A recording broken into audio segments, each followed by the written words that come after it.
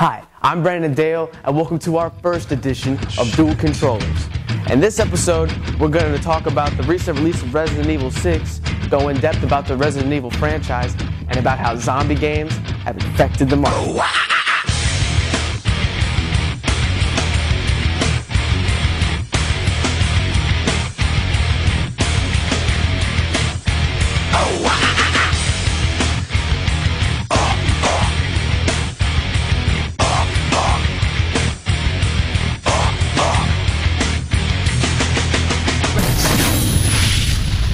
It just blew them all over the place.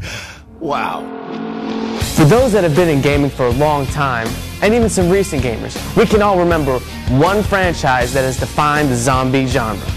Of course, I'm talking about Resident Evil, and their newest sequel, Resident Evil 6, brings the zombie killing back for another round.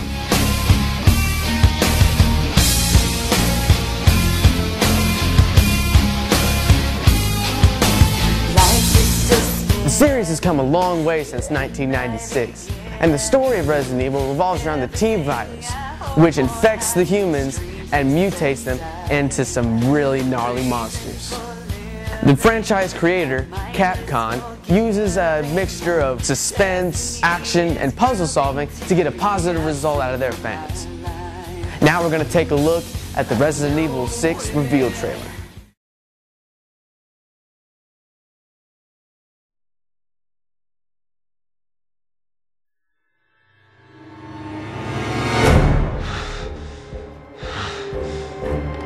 Bioorganic weapons are a global threat. Start working with the rest of the world about the Raccoon City incident. Mentioning my desire to reveal. I'm going to tell them everything.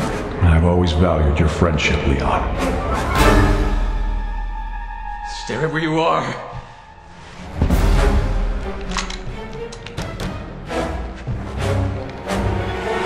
Mr. President!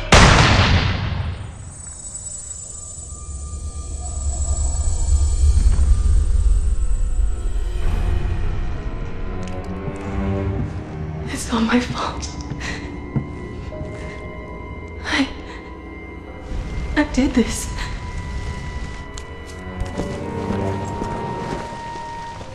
What are you talking about? 90% of the population in Tall Oaks has been infected with the virus. That rounds out to about 70,000 hostiles. Yeah, this is Raccoon City all over again.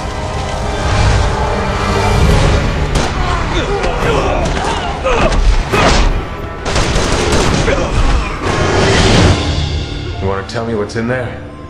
It's better if I show you. I can't keep running away. I have to face the truth. Accept responsibility. HQ to Alpha Team. No change to your mission. Suppress the bioterror outbreak while proceeding to point Ace of Spades. Alpha to HQ, this is worse than we thought. We need backup. It's regenerating. Alright, first things first. I want 200,000 up front. Another 200 when this is over. Oh, with BOWs, those are extra. Much better off as a mercenary.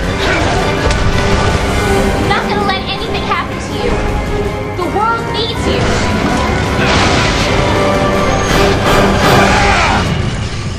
No, not me.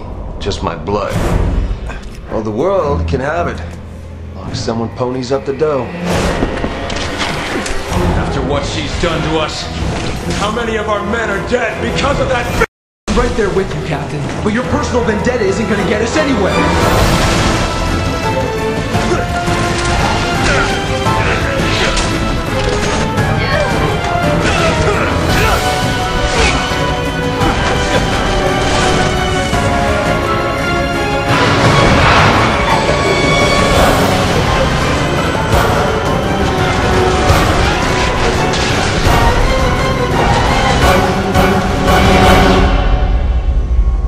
Resident Evil 6.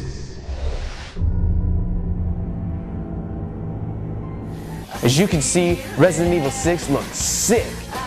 But something new has come to the Resident Evil franchise, back in Resident Evil 5, the addition of multiplayer allows you to grab a buddy for this zombie thriller. Resident Evil 6 takes this overboard, allowing 3 different interlocking stories all based around multiplayer. But Resident Evil isn't the only game franchise that revolves around an infectious disease that raises the dead. The Dead Rising series is another example of a game franchise that revolves around an infectious virus that allows the dead to rise. And what do you know? It was also made by Capcom. The Dead Rising story revolves around a virus, of course, brought over to the Willamette Mall in Willamette, Colorado. The rest of the carnage is dealt by a photographer named Frank West and everything else in the mall. Now, before we go on to other franchises, what did Retro Gamers do for the zombie franchise? For zombies, the Retro Gamers had the game known as Zombies Ate My Neighbors. You take on the role of a little kid in 3D glasses trying to save the citizens of his neighborhood from the invading zombies. Starting out with just a water gun to defend yourself, you can upgrade your arsenal to bazookas or ice cream of death. Another game known for zombies, as well as its difficulty, Ghosts and Goblins. Despite it being an adventure to save your girlfriend from the devil, this game is full of zombies. One's tough enough to destroy armor. The last 2 games we got for Retro are Castlevania 2 and Doom.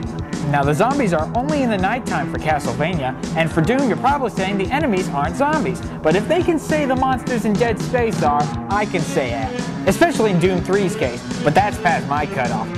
Moving away from consoles, let's head to the arcade for the House of Dead. The House of the Dead was developed by Sega and was found in most arcades when it hit. The House of the Dead games have always consisted of 1 to 2 players, or if you're cool like Brandon, dual wield the 2 guns. Choices in this game affect everything you do. Choosing not to save a person or to save them will grant you certain accesses or power-ups. This arcade franchise spawned 2 movies, both unrelated to the franchise. That's it for Retro. Let's go back to Modern for the rest of the infection. Left 4 Dead is another well-known zombie game with the appropriate tagline, "It's a zombie apocalypse. Bring friends." Teamwork is the key to an exciting zombie slaying experience. The popularity led to a sequel featuring 4 new survivors and campaigns. Now, into the world of Call of Duty. You'd never expect zombies to be involved, but in World of War, Treyarch took everybody by surprise. After the campaign, you were introduced to Nazi zombies. These undead fascists have risen, and you have to fend them off as they grow tougher and tougher. Nazi zombies were so popular that they made a comeback in Black Ops and has been confirmed for Black Ops 2. But we can safely say that the core motif of this series will still be around. Buy guns off the wall and shoot like... Dead Island is another zombie game about being isolated on a paradise island with zombies. This gives players a whole wide island to explore while destroying zombies with a range of weapons. What's better than isolation with flesh-eating creatures? That in space! The Dead Space games, soon to be a trilogy, combine suspense, shock, action, and a well-designed environment. And in other zombie news, over at Nintendo, for their new Wii U system, they have developed a new Zombie U game, and we can't wait to see what this zombie game brings to the table. That's all we got for this edition of Dual Controllers. Thanks for watching, and remember, always kill your zombies! But seriously, leave us a comment and give us some suggestions for future shows.